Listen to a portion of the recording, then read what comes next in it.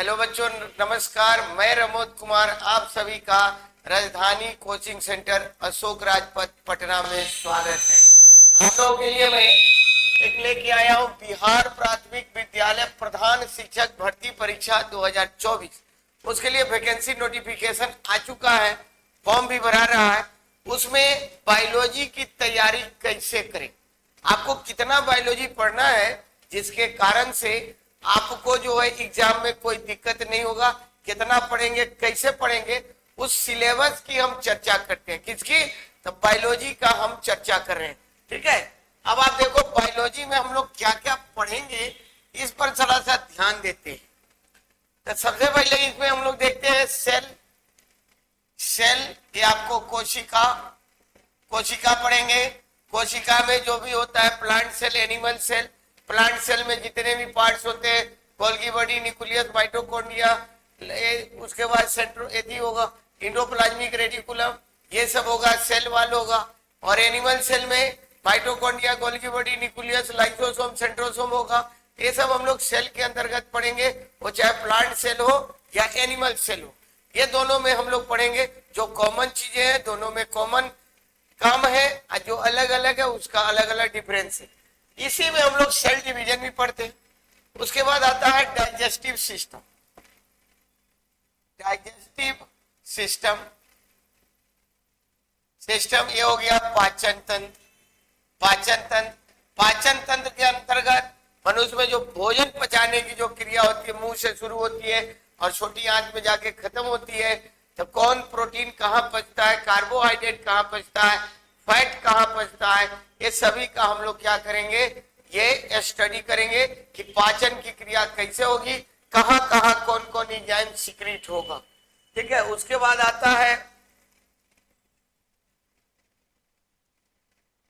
Respiratory system, श्वसन तंत्र। ये श्वसन तंत्र में ये सबसे पहले हम लोग जो सांस लेते हैं फेफड़ा में जाएगा, वहां पर ये हेमोग्लोबिन के साथ ऑक्सीजन प्रतिक्रिया करेगा, फिर सेल में जाएगा, सेल में ग्लूकोज से प्रतिक्रिया करेगा, CO2 जल बनाएगा, ATP के रूप में एनर्जी मिलेगा। फिर वहां से ये CO2 शरीर से कैसे निकलता है, या गोताखोर कम गहराई में जाएंगे तो कौन सी गैसीय मिश्रण लेके जाएंगे, अधिक गहराई में जाएंगे तो कौन सी गैसीय मिश्रण लेके जाएंगे। तो ये यहाँ पर हम लोग श्वसन तंत्र में पढ़ेंगे। उसके बाद आता है सर्कुलेटरी सिस्टम। सर्कुलेटरी सिस्टम परिसंचरण तंत्र। क्या हुआ? परिसंचरण तंत्र। अब देखिए परिसंचरण तंत्र में क्या होगा, ब्लड में आरबीसी, डब्ल्यूबीसी, ब्लड प्लेटलेट, उसके बाद ब्लड प्रेशर, ब्लड क्लॉटिंग, उसके बाद blood group, RH factor, heart, ये सब हम लोग क्या करेंगे, परिसंचरण तंत्र सर्कुलेटरी सिस्टम में पढ़ेंगे। ठीक है, उसके बाद हम लोग देखते हैं एक्सक्रेटरी सिस्टम।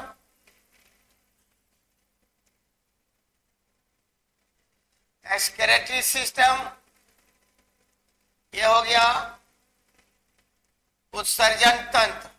उत्सर्जन तंत्र के अंतर्गत ये शरीर के अंतर्गत जो उत्सर्जन की क्रिया होती है, ये नेफ्रॉन, किडनी इसमें आएगा, वो कैसे कैसे काम करता है ये हम लोग देखेंगे। उसके बाद है रिप्रोडक्टिव सिस्टम।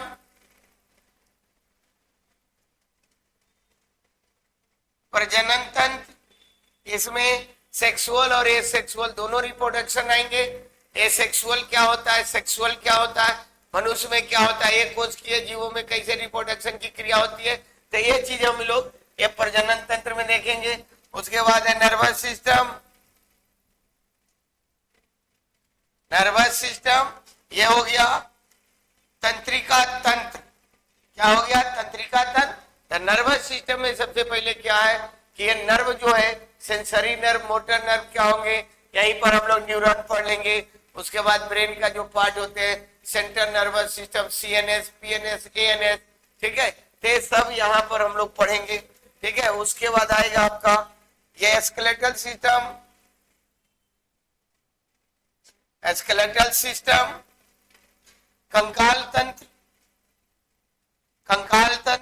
इसमें हम लोग हड्डी के बारे में पढ़ेंगे, कौन हड्डी बड़ी है, कौन छोटी है, कौन मजबूत है, कहां पर हेड में कितने होते हैं, स्कल में कितने होते हैं, रिब्स बोन कितने होते हैं, सबसे बड़ी लंबी, पैर में कौन कौन हड्डियां होती है, हाथ में कौन कौन होती है, स्केपुला क्या होता है, क्लेविकल क्या होता है, ये सब हम लोग कहाँ पढ़ेंगे, कंकाल तंत्र में पढ़ेंगे। उसके बाद हम लोग इसी में आगे पढ़ेंगे, ग्लैंड पढ़ेंगे। ग्लैंड्स यानी ग्रंथियां। ये ग्लैंड्स में ये आपको जितना भी अंतःस्रावी ग्रंथि है वो मस्तिष्क में हमारा होता है, पिनियल ग्लैंड होता है। मस्तिष्क में क्या होता है, पिनियल ग्लैंड। उसके बाद पिट्यूटरी ग्लैंड, गर्दन में thyroid gland, parathyroid gland, thymus gland, adrenal gland, या अग्न्याशय में आइलेट्स ऑफ लंगरहंस होते हैं, वो हम लोग पढ़ेंगे। उसके बाद इसी में आता है न्यूट्रिशन, न्यूट्रिशन एवं विटामिन, विटामिन पोषण, पोषण एवं विटामिन। इसके अंतर्गत जीवों में भोजन ग्रहण करने की प्रक्रिया जो होती है, हेटेरोट्रॉफ, स्वपोषी, परपोषी क्या होते हैं। उसके बाद पैरासिटिज्म, कॉमन सेलिज, ये सब हम लोग पढ़ेंगे। कार्बोहाइड्रेट, प्रोटीन, वसा पढ़ेंगे और विटामिन पढ़ेंगे, ये न्यूट्रिशन और पोषण के अंतर्गत। उसके बाद हम लोग पढ़ेंगे प्लांट फिजियोलॉजी।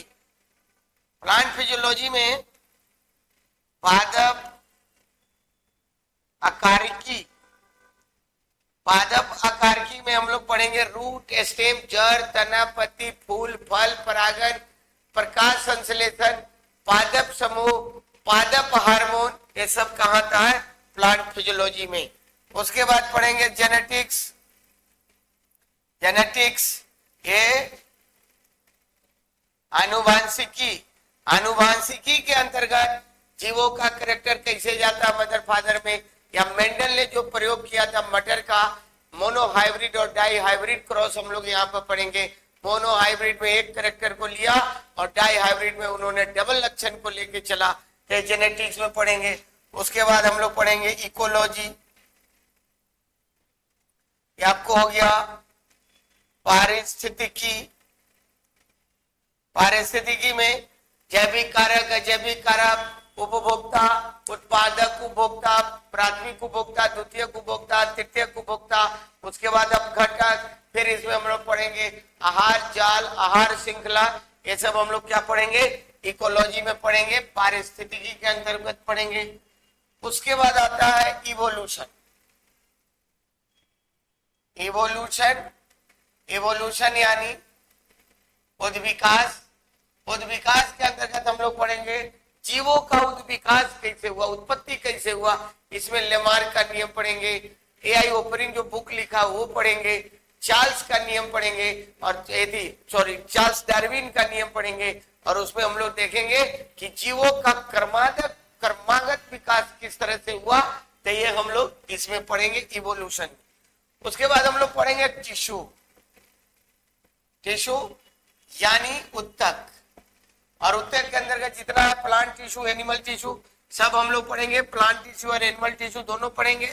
फिर हम लोग पढ़ेंगे क्लासिफिकेशन। क्लासिफिकेशन यानी वर्गीकरण, क्या पढ़ेंगे, वर्गीकरण।